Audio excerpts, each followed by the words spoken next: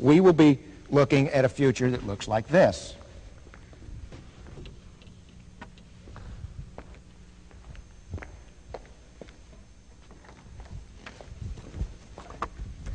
As you can see, the numbers go completely off the charts. The Census Bureau tells us that this will be our future if immigration continues at today's rates.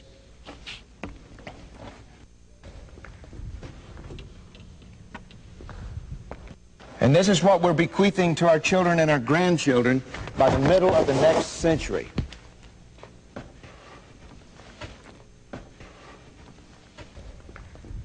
This is not conjecture, this is not subjective, this is not what might be, this is what will be if Congress refuses to lower immigration to something like a traditional level. If at this level of population, 40% of the lakes and streams in this country still are not fishable and swimmable, what are we going to do here, there, all the way up there? If Americans are beginning to fight over the opportunity to be in parks, on beaches, the national parks are being loved to death at this population in the country, what happens up here? If we are not keeping up with the education of our urban school children at this level, if we cannot build schools fast enough now, if so many Americans are feeling that the congestion and the tearing of the social fabric is moving beyond acceptability at this level, what is our hope moving on up? Now, you may live in a community that's little affected by immigration, but believe me, if this growth happens, there isn't a community in America that is assured of escaping the ravages that's now hitting California. And we must make decisions now for our children's and our grandchildren's future.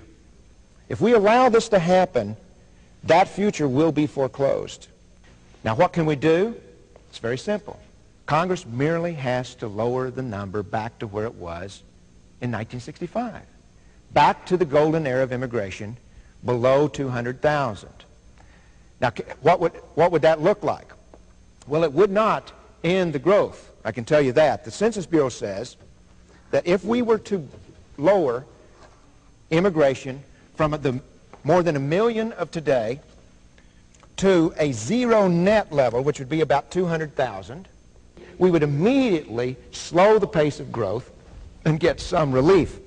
The real improvement, though, would come for our grandchildren, who would see a stabilizing of the population by around 2050. The wonderful thing is that we are not way up there at almost 400 million in 2050, headed to 500 million. The bad news for us is that if you have lived in an area of high growth and you know all of the urban sprawl, all of the lost farmland, all of the drained wetlands, lost habitat, the loss of biodiversity that we've had in the last 25 years, we are going to have all of that again before we finally peak in 2050. But that's probably, I'm afraid, the best we can do. Every year we delay, the peak will be higher. There are some Americans who have very sincere feelings that we have to bring in immigrants in order to show our concern for the third world. Is immigration an effective tool? In this illustration, I use this gumball as representing about 1 million people. Now, 1 million people is about what we take in a year in immigrants. This is not a small number because, remember, this one gumball worth of immigration is driving every bit of this red. And each year, in our magnanimity, we try to rescue about this number from third world poverty. But how many people in the world are equally deserving of this kind of humanitarian concern on our part? Well, you got to have some kind of benchmark, and I use Mexico. 25% of the immigrants in the 1980s came from Mexico. Depending on the value of the peso at the time, the average Mexican makes about 1/10 the amount of money that the average American makes. That's poor. I would say that's deserving of our compassion. But how many people in the world are more impoverished than the average Mexican? And the answer is 4,600 million people. 4.6 billion people in the world are more impoverished than the average Mexican.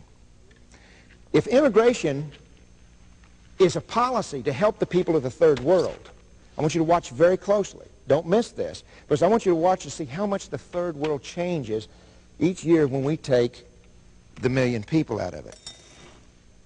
You see, there can never be any hope for the people in the third world except here where they live.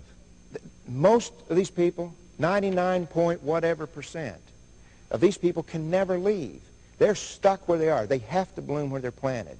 If we care about these people, we have to figure out ways to help them here. Because we can do this kind of thing forever, but we won't make any difference in the world.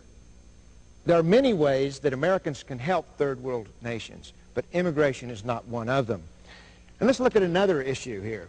That's the issue of the safety valve. Since the 1950s, people have been talking about how the United States has to take the overpopulation of Latin American countries lest those countries blow up. Can that work? Well, no, it can't. And let me show you why. The fact is that last year we took about 1 million people.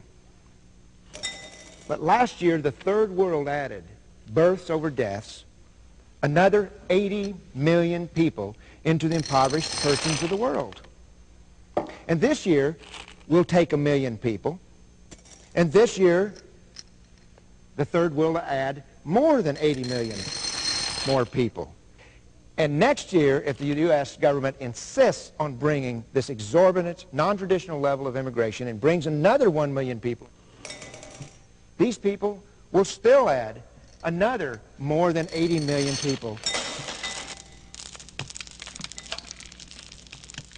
into the impoverished numbers of the world. There's no way that we can ever get ahead of this. We cannot be a safety valve. We could take millions a year, totally destroy the social fabric of this country, totally destroy the environmental resources, ruin any possibility of the lower skilled people in this country having any kind of a decent standard of living. We still would not get ahead of this. If we want to help the third world, immigration is meaningless. The most important thing we can do is answer the requests of third world nations that have been begging us for years to help them with family planning assistance. We have been enriched by so many immigrants who have brought tremendous skills into this country, and we're thankful for those. The question is, though, should we continue to drain off large numbers of skilled professional people from the other countries? Because you see, 25% of the people who come in this country are the people who could be the great agronomists, engineers, teachers, public health people, public administrators, who perhaps could do something here.